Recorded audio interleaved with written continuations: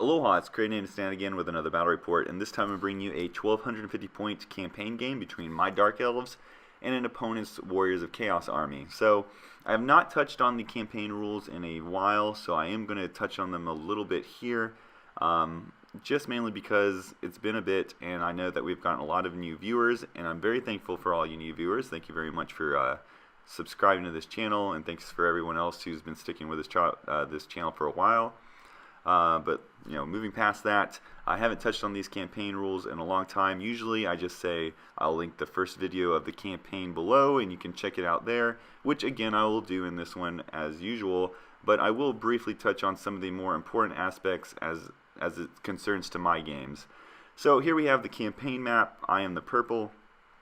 And there's two different types of games you can play in this campaign. You can play a battle, which is I think a 2,000 point game, or you can play a raid, which is a 1,000 point game. And just because of how the campaign has personally unfolded for myself, that's redundant, but I have played nothing but raids. So I've been playing in a lot of 1,000 point games, and you can boost that total up with your gold that you earn. Some of these territories that you capture will be like a mine, and they'll give you X amount of gold each turn. And so you can boost up your army by 250 points, and you just have to spend that equal in gold. And so if you look at the games and you notice you're really keen on all the points totals for all the armies, and you're like, well, you know, your points are different from your opponent's points. That's the reason why they're different, is because we're both spending anywhere between 1,000 to 1,250 on our army, and that's solely based on how much gold we're willing to spend. So that's explaining one difference of the game. The other difference is army construction is different from your normal Warhammer game, because these territories, if they're not giving you gold, they're allowing you to augment your army in a different way. So when you look at my army list and you notice that I have maybe a little too many points spent in heroes, I'm not cheating. You know, I would try, of course, but I'm not cheating. I was granted that ability because I have a wizard tower in one of my territories. And so because of that, I can bring one hero level mage as a core choice. So that's how I'm able to do it. So those are a little bit of a differences of how this campaign works in comparison to a normal Warhammer Fantasy game. I hope this is a satisfactory explanation of it. And with that, let's go ahead and jump into deployment. As we go into deployment, and I'm sure if you've watched a lot of my videos, you can see that I'm already doing something radically different than I usually do. I tend to bring a 34 block unit of executioners, 7 wide, 5 deep, and that's just what I bring. I really like it. I think it's helpful. I enjoy the look of it also. But this time I decided, you know what, I'll try something very different, and I'll bring 2 units of 10 executioners. No command in either one. They're pretty much going to go in, do damage, and then die. And I just want to try it out. I think this was, of course, recommended to me. There's 2 things recommended to me. I could have gone this one or the other one. The more ubiquitous 40-man executioner unit with Teleris inside of it. But to me, that's borderline cliche. So I decided to go with a less seen version of running executioners. And so that's what I'm doing here. And in between those 2 units will be my 21 witches with the Cauldron Blood in the center. So moving down the right flank, of course, we go to see my fast cav there with the Dark Riders and the repeated crossbows and shields, and then trailing slightly behind will be the level 2 sorceress on a dark steed. Alright, so we go into my opponent's deployment. Starting from the left going across, we have 5 Chaos Warhounds, 3 Skull Crushers. In the back there we have 6 Chosen with his 2 characters, an Exalted Hero and a Sorcerer, and then up front we have more Warhounds. Moving over to the flank here, we have another unit, or not another unit, we have a unit of Chaos Warriors with the Mark of Tzeentch, sword and board, and then over on the far right we have some Chaos Khorne Warriors with dual weapons and also a shield. Alright, so here's an overlook of the board before we go into the Vanguard phase, and right here we'll talk about my game plan. My game plan is very simple. I'm close combat, he's close combat, we're going to run towards each other and try to kill each other. The things that I have to be wary of are his Skull Crushers. I don't really have a great answer for those Skull Crushers. The Executioners are a little too small to be dependable to take them on. The Witches are not a very good matchup against the Skull Crushers since their armor save is ridiculously great. So I'm really going to hopefully just redirect them away from the battle. Just keep them out of the game, have them kill some Dark Riders. The other thing I have to be wary of is I don't want both of those warrior blocks into my witches at once. I could probably win the attrition battle with these blocks as long as it's one at a time. So maybe that's a false impression on my behalf, but that's what I am gathering from my experience with my Warriors of Chaos of Army. So that's what I'm going to go with. So after that, we go into the Vanguard phase. I bring one unit of Dark Riders up by the fountain. The other Dark Rider unit I bring past the forest, and then I bring my level 2 Sorceress up behind them, setting up a double flee if I need to. But I'm pretty far away from the Skull Crushers, so I'm not too worried about it. Okay, so I got the +1, but unfortunately I didn't win the roll-off, so Warriors of Chaos go first turn. And the first thing he does is he declares a charge of the Skull Crushers against these Dark Riders. I, in response, flee. Then he redirects to my Sorceress. He needed, I think, a 12, maybe an 11 to get there. So I bet against him, and unfortunately, as you can see in this next pick, I lost that bet. And this is he only rolled 2 dice at first, so he didn't even know he got Swift Stride. So man, that was a bad bet on my part. All right, so after that charge, he doesn't have any more, and this is what movement looks like overall.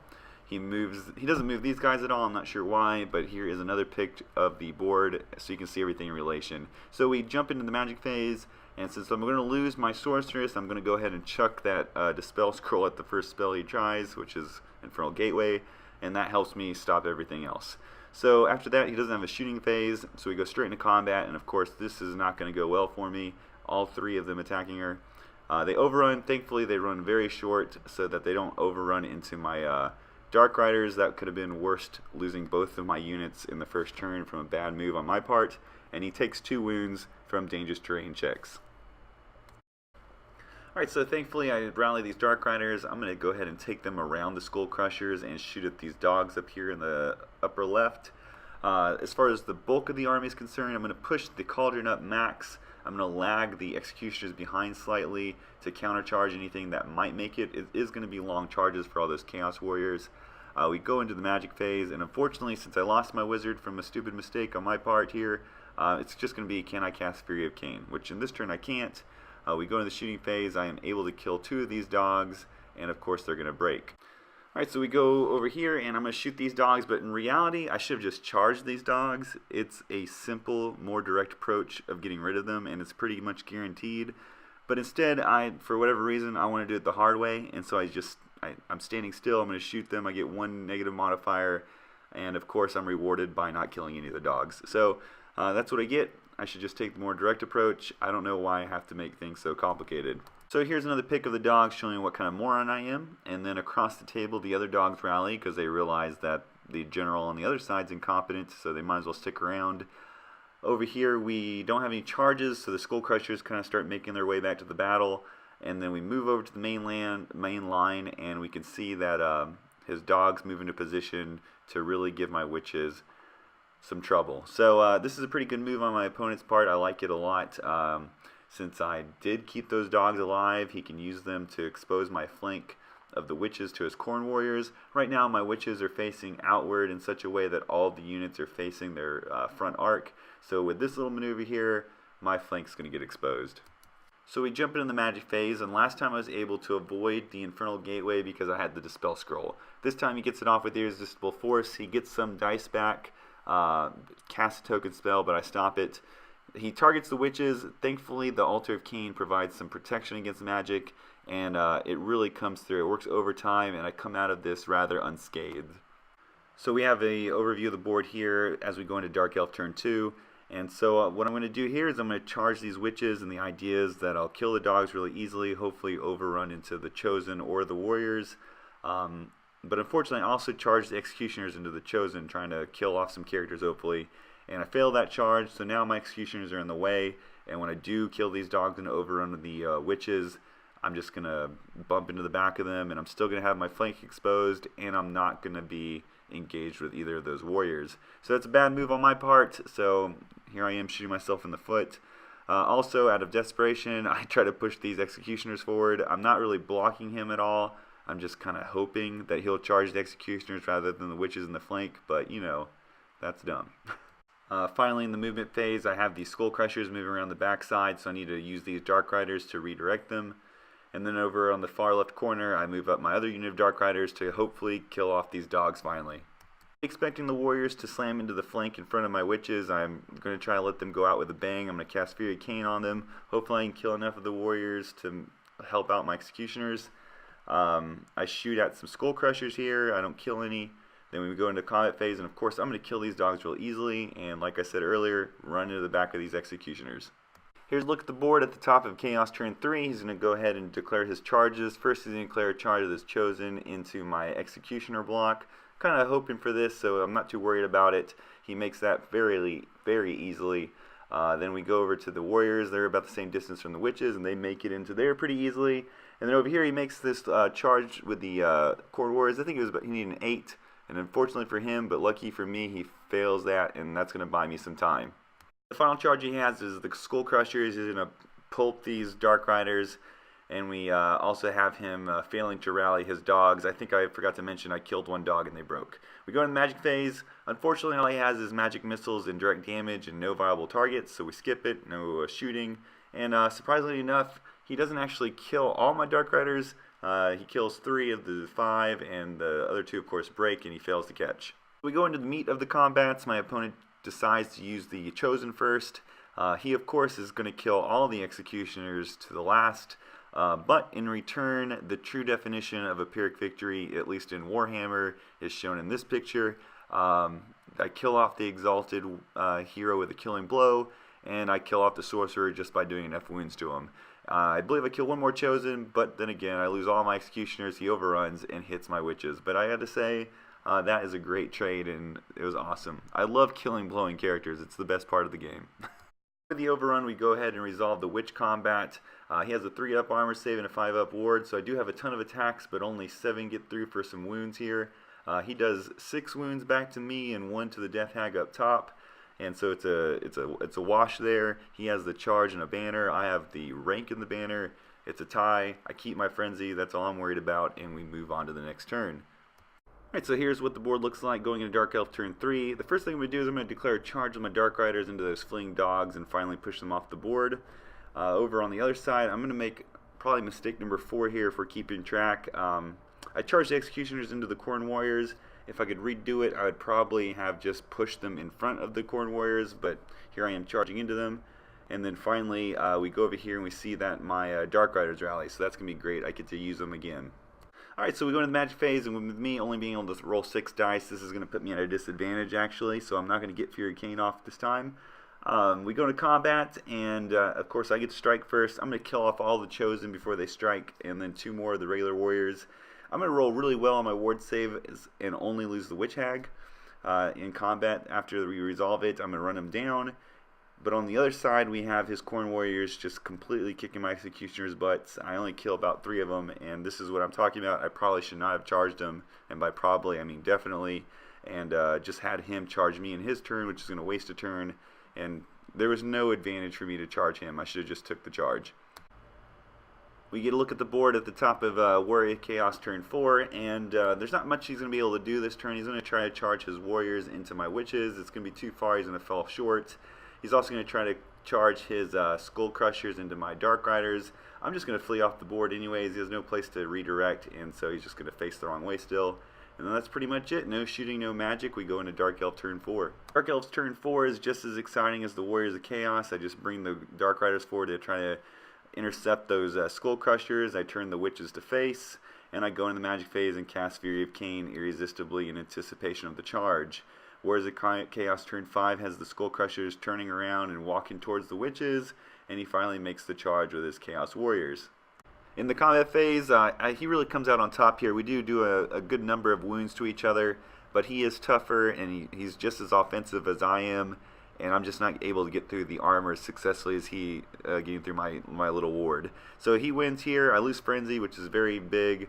And we go into turn 5. I'm going to throw away these Dark Riders just to redirect these Skull Crushers and keep them from stealing up the witches. Then we're going to go back into combat here. And again, we're going to whoop each other, but he's just so tough. I'm just losing this attrition, and now I'm really hurting here. I only have 1 model left in the witch unit, and then I have the Cauldron. Here we go into Warriors of turn 6, and he's just going to get these free points real quick. He's going to overrun into the fountain, but he's not getting into the combat with me. we go into the combat. I do exactly 2 wounds. He fails both saves, and it really saves me a bunch of points because all I had to do is kill that last witch, and he would get all those points back. So all that's left here is the witch, the cauldron, and his 2 skull crushers, and we'll see how the game ended in just a second. Well, actually, I'm sure you guessed it, the Dark Elves did win. You can see the victory points had quite a little bit of a difference there, but in reality, I mean, just look at the table. We both have 2 models. I have a cauldron and a witch. He has 2 of his skull crushers, so this was a very close game. Usually when I go back over these videos, I tell you what I think I did wrong. Well, I think I did a lot of things wrong. There's at least 4 things I pointed out, so I'm going to tell you what I did right. And I think the one thing I did do right was I kept those skull crushers out of the game. I really feel like if those skull crushers would have came into the witches or into any of that meat area here on the right flank, I would have lost this early and pretty fast because I didn't have any real equipment to deal with them. So I successfully kept them out of the game with my Dark Riders and my Sorceress, even though that was not intentional. And it really helped me, I think, squeak out a victory here. That and luck, of course, because, I mean, it came down to 1 model living. So it was a really good game. I really enjoyed it. I think the campaign is winding down. I might have 1 more game, but I think the campaign is in the books. I believe the ogres are in the dominating position right now. So congratulations to him. It's really awesome what he was doing to secure that victory. But again, I had a lot of enjoyment in this campaign, and I hope we do another one soon. Otherwise, I want to thank everybody who's been subscribing and liking and commenting on these videos. I think right now we have 499 subscribers. Maybe by the end of the week we'll have the even 500, and I really appreciate so many people enjoying this.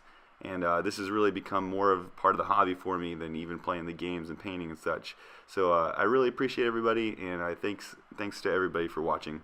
All right, guys, see you later.